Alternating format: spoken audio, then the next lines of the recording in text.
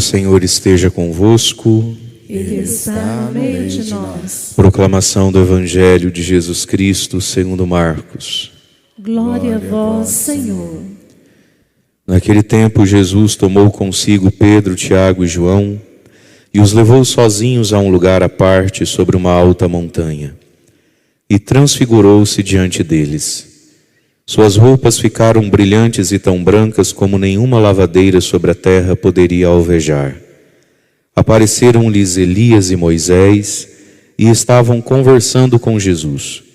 Então Pedro tomou a palavra e disse a Jesus: Mestre, é bom ficarmos aqui.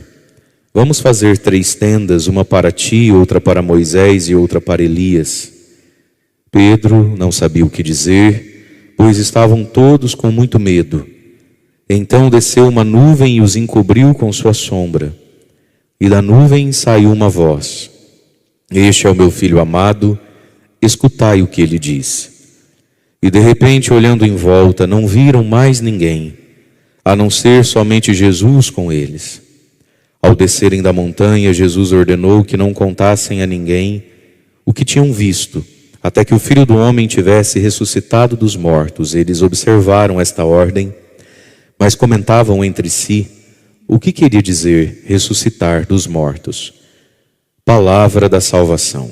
Glória a vós, Senhor.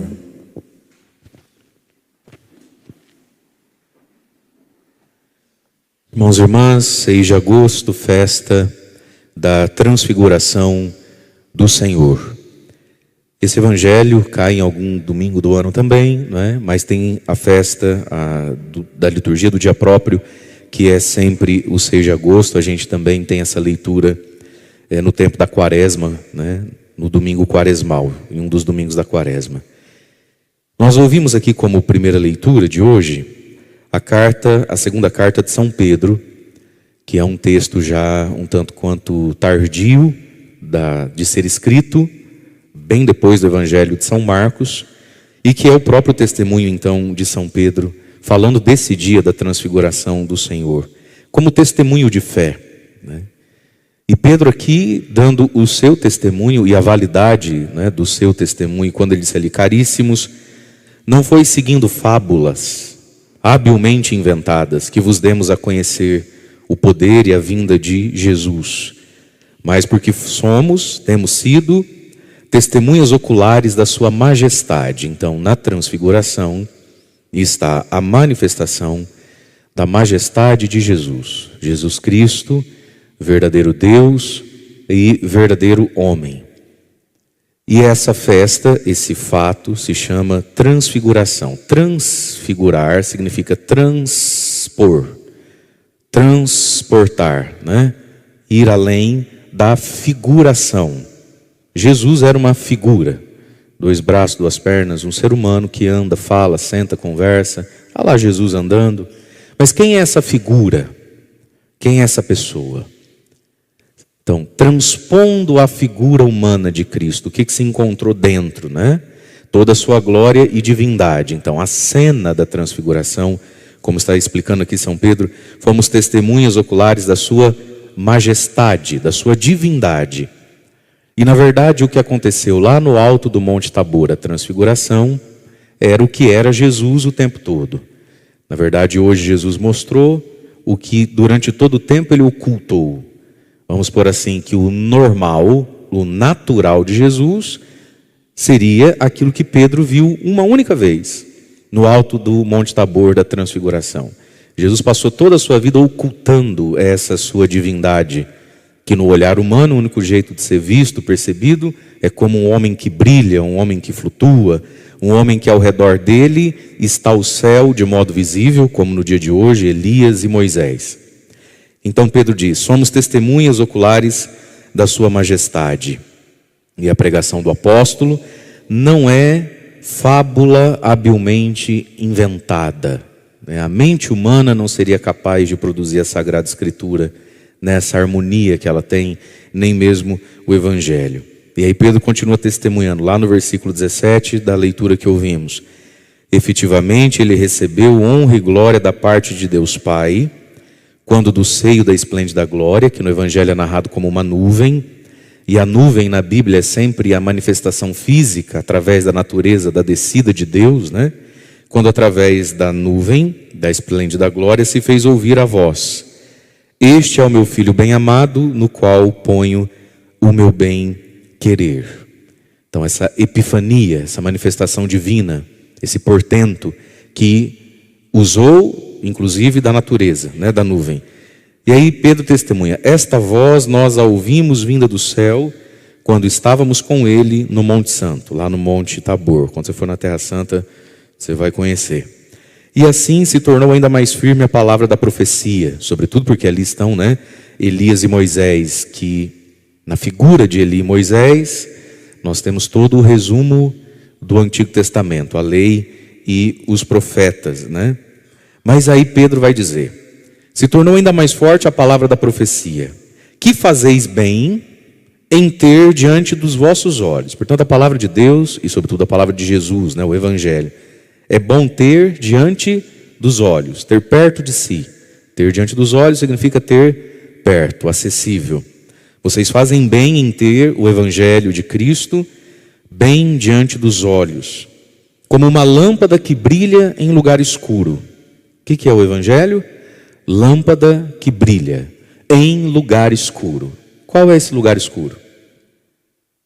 A vida, o mundo, a sociedade, a minha própria cabeça, o meu próprio coração. É um lugar escuro sem a lâmpada que brilha, a lâmpada do Evangelho. Quando é e até quando que tem que brilhar? Porque a fé, meus irmãos, passa por uma graça chamada perseverança. Nós temos que perseverar na fé, não é? Até quando perseverar na fé? Você que trazia a Bíblia na missa semanal e agora não traz mais. Até quando tem que brilhar diante dos olhos e no lugar escuro a lâmpada da fé? Até clarear o dia e levantar-se a estrela da manhã em vossos corações. É uma imagem poética para falar da nossa morte e é uma imagem poética para falar da vinda gloriosa de Jesus no fim dos tempos. Então Pedro viu a majestade, ouviu a voz e diz: essa palavra que ele diz é bom ter sempre diante dos olhos. Ela é lâmpada brilhando, né, no escuro da nossa inteligência, da nossa história, da nossa vida. E aí nós ouvimos o Evangelho de São Marcos, que é a narrativa então da festa da transfiguração. Jesus tomou consigo, Marcos capítulo 9, versículo 2. Jesus tomou consigo Pedro, Tiago e João, esses três que são mais próximos de Jesus, esses três que estão reservados para viver com Jesus alguns momentos mais fortes e específicos, né? E que são as colunas da igreja primitiva. Pedro, Tiago e João tiveram essa graça, esse privilégio, né? Então veja, meus irmãos, Deus ama a todos nós igualmente, né? Deus é pai de todo mundo, Deus ama igualmente. Mas você que é pai e tem mais de um filho, você sabe que os seus filhos não te amam igualmente. Tem filho que é mais devotado ao pai e à mãe, tem filho que é menos, tem filho que é nada, tem filho que é muito. E você sabe também que os seus filhos não são iguais. Tem gente que é mais capaz de, não é? Então, às vezes, dentro de uma família tem assuntos que a gente conversa com um, não conversa com o outro, partilha com um, não partilha com o outro, não é isso? Exigências que você faz a um, não faz ao outro. Tem muito filho ressentido, às vezes, disso, né? Porque meu pai parece que pega mais pesado comigo, ele me exige mais, eu não posso fazer nadinha, ele já vem e cobra. Ô, meu irmão lá, ó. Bom sinal. Sinal que você é capaz demais, não é? Você é capaz demais, a você pode ser confiado mais. Então Pedro, Tiago e João, dos 12, de algum modo eram os três ao qual Jesus podia revelar mais coisas. Então no convívio deles, possivelmente, Pedro, Tiago e João eram os três que manifestavam uma maturidade maior, um fruto maior da fé. Talvez os outros iam empacando um pouco mais.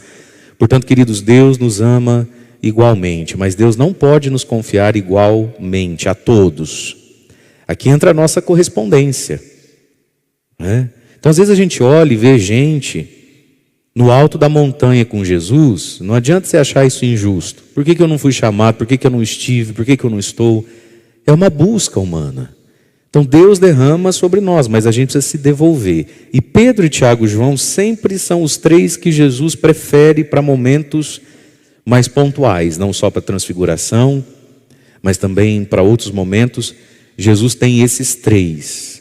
Então são as nossas posturas, né, que até diante do ser humano e diante do próprio Deus vão revelando se a gente é capaz de mais e se vale a pena nos levar para ver algo diferente, mais profundo, ou se não vale a pena vai ser desperdício, né? Os levou sozinhos a um lugar à parte sobre alta montanha. A festa da transfiguração, esse evangelho, tem dois olhares, uma ida e uma volta, vamos pensar assim. Na ida, é preciso que Jesus se transfigure diante de mim, senão ele é eternamente uma figura da história, da cultura. Tristemente, para quantas pessoas, Jesus é apenas uma figura que nasceu no Natal, morre na Sexta-feira Santa, não é isso? Tem um fã-clube imenso chamado igreja, e lá diz que tem uma benção boa para a criança, quando nasce, chamada batismo, quando junta, chamado casamento. Quantas pessoas vivem Jesus como uma figura do nosso contexto? Todo mundo brasileiro, Ocidente, Brasil. Qual é a possibilidade? Ela é mínima, ela é ínfima, de você ser budista, de você ser seguidor do Maomé. É nada. Então, nós somos o quê? Cristãos, né? E no noroeste, oeste do Paraná, 85% de chance de você ser o quê? Católico também. E a gente vai nesse empurro, a gente vai nessa correnteza santa, saudável, louvado seja Deus por isso. Mas é uma figura, Jesus é uma figura que não foi transfigurada diante de mim. Eu olho para ele e vejo o que nele? Vejo um cara, vejo um homem. E aí me faço a pergunta, mas hoje em dia, ainda vale o que ele fala? Hoje em dia precisa tudo isso? Jesus uma figura. Então a transfiguração é um dom. Os discípulos nunca mais olharam de forma igual para Jesus. E essa experiência, Deus queira que todos nós aqui em casa já tenhamos tido. A transfiguração de Jesus para mim. Onde é que Jesus se transfigura para mim? Diz a palavra. Sobre uma alta montanha, num lugar à parte sozinho. Essa experiência pessoal, íntima de Jesus, que é acontecida e renovada sozinho, no lugar à parte, na alta montanha. Na Bíblia, o alto da montanha é sempre o lugar onde Deus vai descer e encontrar com quem subiu. E não é todo mundo que sobe. Então, meus amados, aqui está a nossa vida de oração. Aqui está o nosso desprendimento das coisas do vale para subir a montanha. A fé exige de nós desprendimento. A gente tem que optar. Não tem como estar em dois lugares ao mesmo tempo, não é isso? Você escolhe aqui ou lá. Então, sozinhos, num lugar à parte, em alta montanha. O silêncio, a oração, a missa, os retiros, os encontros. Saber escolher. A maioria não está no alto da montanha. Eles eram em 12, 9 estão lá embaixo. 3 vão subir. Então, saber fazer essa escolha por Jesus. E aí a fé, Jesus, né, pela fé vai sendo transfigurado diante de nós. E ele deixa de ser uma figura da história, da comunidade, da cultura. E aí a gente escuta dentro de nós, como Pedro escutou, da parte de Deus. Esse Jesus é o meu filho bem amado. Escuta o que ele diz. E aí acontece em nós algo. Nós somos transfigurados. Porque dentro de você e de mim, no sacramento do batismo, foi colocado, infundido o dom da fé, da esperança e da caridade. Fé, esperança e caridade, quando frutificam e se somam, produz o quê que você acha? Se a fé, a esperança e a caridade, esses três dons amadurecerem, frutificarem dentro de você, dentro de mim, der certo isso crescer, amadurecer, vier à tona, bum, deu certo. O que produz a fé, a esperança e a caridade, as três somadinhos juntos, dentro de uma pessoa? O que produz? O que você acha? Isso mesmo. A santidade. Portanto, o que tem dentro de você e de mim que ainda não veio para fora? Que não está transfigurado? Um santo, uma santa, o próprio Jesus. Então nós também necessitamos ser transfigurados, sair dessa figura meramente humana. Quantos de nós, cristãos que somos, católicos que somos, fila de comunhão que somos, o que a gente é? Uma figura. Bateu, levou. Se é meu amigo, se é meu inimigo, é meu inimigo. Não é assim? Não sou obrigado, eu não quero, eu não estou com vontade, precisa tudo isso? Hoje em dia não é assim. A figura humana. Configurado, e às vezes até desfigurado pelo pecado, pelas manias, pela carga emocional que recebeu da família, pelo tanto que pode condicionar alguém ter nascido pobre, ter nascido rico, ter nascido um alto piquiri, e a gente é eternamente uma figura que ainda não foi transfigurado, no melhor de nós para fora. Tem algo dentro de nós celeste, divino, que é o próprio Jesus, em fé, esperança e caridade. Então, a palavra do Cristo, no lugar sozinho, na alta montanha, também me transfigura. Se a gente olhar para a nossa própria vida, a gente deveria ser capaz de uma constatação, que é: eu cresci, eu progredi, eu mudei, eu melhorei. O cristão empacado é o maior contra-testemunho que a gente pode dar. Ser um cristão empacado. A coisa que mais desanima nós mesmos não é tentação do demônio, não é esse mundo perdido do jeito que ele está. É que a gente olha para a gente, quando olha, porque a grande maioria de nós não olha para si mesmo, olha só para se vitimizar, nunca para se conhecer, para se perceber. Mas vamos lá, quando olha, constata o quê? Que eu não cresci. Da última Páscoa para cá, do último ano para cá, eu sou isso. Eu sou essa figura que muitas mãos desenharam, né? Que muitas mãos esculpiram. Pai, mãe, escola, minha vida, não sei o quê. Aí eu me apaixonei, mas ela não quis, aí eu sofri. Aí eu voltei, aí eu ganhei dinheiro, aí fiquei pobre. E eu sou isso aí. Nós necessitamos e merecemos, meus irmãos, a transfiguração.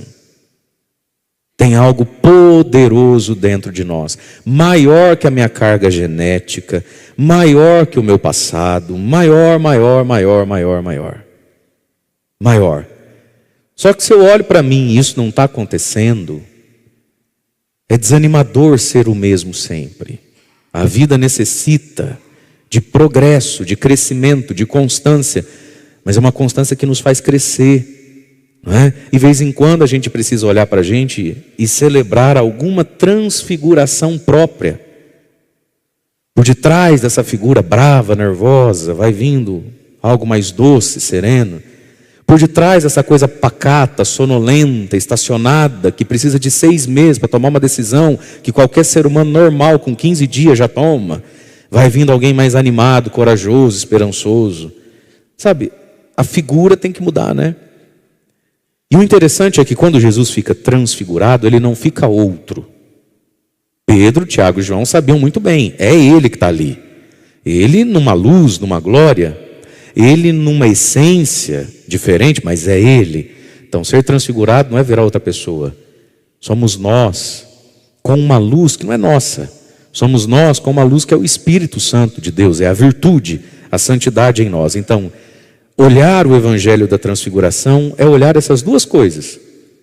Jesus transfigurado, ele deixou de ser uma figura da cultura, da história, do minha mãe me disse.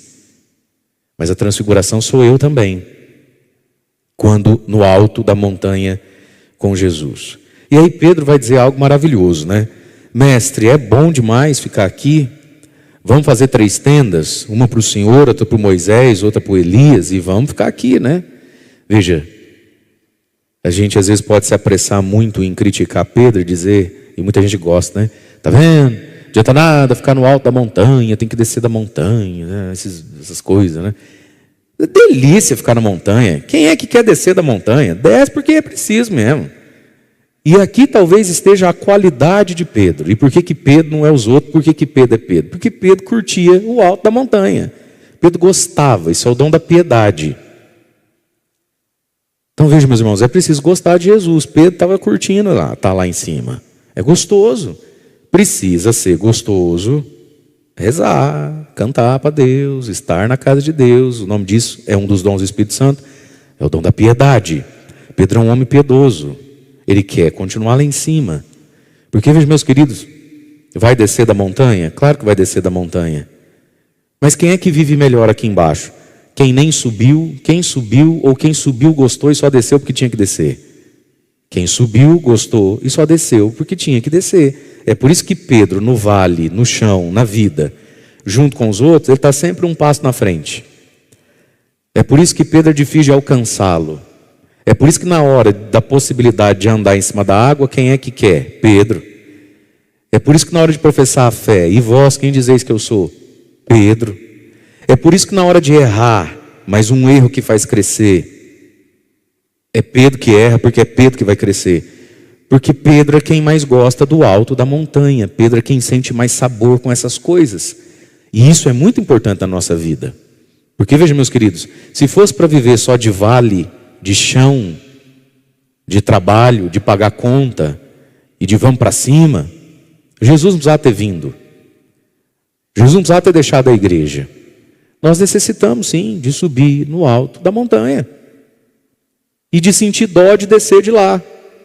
E de sentir vontade de ficar um pouco mais lá. É por isso que Pedro é Pedro, né? Diz ali, nem sabia o que dizer, coitado. Estava todo mundo morrendo de medo, imagina a cena. Você vê Elias, Moisés, Jesus, nuvem, medo, Nossa Senhora. Mas é um medo gostoso. É aqui que está o ponto, né? É um medo gostoso, é o medo do temor. Não é o medo da covardia. É o medo que Moisés sentiu quando a sarça pegou fogo. Moisés, não temas, né? Diz que Moisés sentiu medo e pensou assim, vou me aproximar para ver o que é. Quando você sente medo, você se aproxima, você se distancia. Moisés sentiu medo e pensou, vou me aproximar para ver o que é. Que lindo isso, né? Então Pedro também é uma cena única na vida. Mas eu quero ficar nela, eu quero me aproximar dela, né? Porque é a santidade de Deus. Então veio a voz que disse para os três que estavam ali, Pedro, Tiago e João, para cada um de nós, mas de modo muito especial, essa voz foi dirigida a Pedro. Da nuvem vem uma voz que diz, esse é o meu filho amado, escutai o que ele diz. Qual é o contexto, o que está ao redor aí na sua Bíblia, do texto desse momento aqui da transfiguração? Foi um pouquinho antes, em Marcos e sobretudo lá em Mateus, aquele momento onde Jesus falou o que para Pedro? Para trás de mim, Satanás.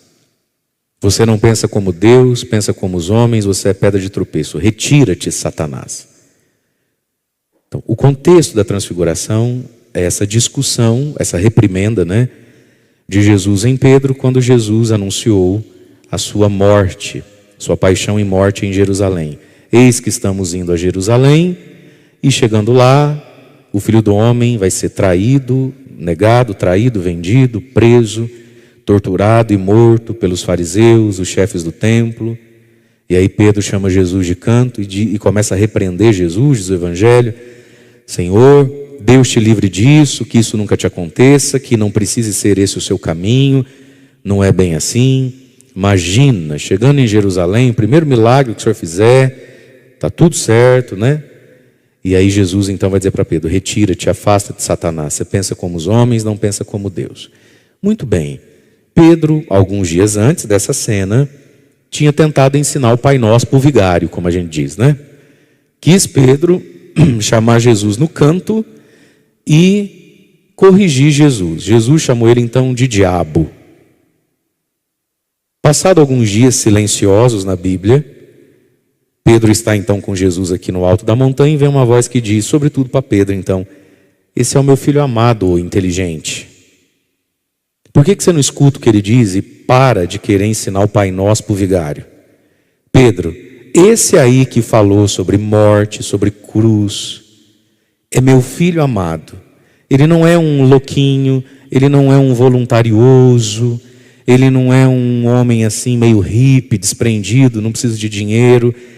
Ele é o meu filho amado, escuta o que ele diz, quando ele diz inclusive sobre morrer, dar a vida, abrir mão de tudo. Escuta o que ele diz, Pedro. Vai ficar discutindo com ele? Então, a palavra de Jesus, que é palavra divina, né? E aí vem um fruto, quando a gente escuta Jesus de verdade, que às vezes também é tão importante na vida. O versículo 8. E de repente, olhando em volta, diz o Evangelho, não viram mais ninguém a não ser somente Jesus. Uma das coisas na vida que precisa acontecer é isso. Não ver ninguém mais, só ver Jesus. Porque às vezes diante dos nossos olhos, ao nosso redor, tem tanta gente, né? E às vezes ao redor de Cristo tem tanta gente. Não viram a ninguém mais, a não ser somente Jesus. Quando ergueram os olhos, viram ninguém mais, somente Jesus, que era o que importava ser visto, né? E ao descerem da montanha, Jesus ordena aos 3, não contem a ninguém até que vocês me tenham visto ressuscitado. Diz o Evangelho que eles obedecem, não contam para os outros 9, porque não adiantava contar, porque ia produzir mais pergunta do que resposta, né? Se Jesus só chamou os 3, não chamou os 9, então era só para os 3. Essa conveniência, né? O que convém contar? O que convém partilhar, né? O outro é capaz de acolher certas coisas, né? Então não contem a ninguém, até que eu ressuscite, porque depois da ressurreição tudo vai fazer sentido, inclusive o que os outros não sabiam ainda, né? Apesar que eles mesmos, diz o Evangelho, comentavam entre os 3, mas o que é ressuscitar dos mortos? A compreensão da ressurreição que ainda não é clara. Mas irmãos e irmãs, subamos hoje a montanha com o Senhor e permitamos que Jesus, que já se transfigurou para nós pelo dom da fé, esse Jesus que para você e para mim não é mais uma figura histórica, é o Filho bem-amado, é nosso Deus e Salvador, que Ele nos transfigure, né? Daquilo que em nós é meramente figura humana ainda, não tocada, nem ungida, nem santificada pelo Espírito Santo, e que Ele transfigure em nós aquilo que não é nem figura, é desfigurado pelo pecado, pelos nossos próprios erros, por tantos fatos da nossa vida que nos desfiguraram, né? Nós também precisamos e merecemos ser transfigurados com Jesus. Louvado seja nosso Senhor Jesus Cristo. Para sempre seja louvado. Momento das nossas preces, vamos ficar em pé e elevar a Deus a nossa oração. Senhor Deus Todo-Poderoso, Pai amado, nós os louvamos e vos bendizemos por nos dar Jesus. Senhor Jesus, nós os louvamos. Na vossa infinita misericórdia, o Senhor aceitou a figura humana, se fez verdadeiro homem. Espírito Santo, nós te louvamos, porque na tua luz, na tua graça, Jesus é transfigurado.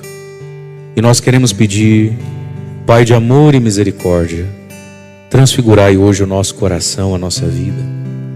Senhor, que tudo aquilo que o Senhor colocou no nosso coração, pelo batismo e no batismo, a fé, a esperança e a caridade, que tudo isso, Senhor, possa vir para fora, que tudo isso, Senhor, possa vir à tona. Senhor, que eu não seja apenas uma figura do tempo, do espaço, da minha família, da minha cidade, que nós todos, Senhor, sejamos transfigurados na fé, transfigurados pelo Evangelho, pela graça e pela Eucaristia. Espírito Santo, que a minha inteligência, o meu coração seja capaz de ouvir a voz do Filho bem-amado, ouvir, entender, crer, desejar e viver-se a voz de Jesus. Espírito Santo, traz unção ao nosso coração, à nossa inteligência.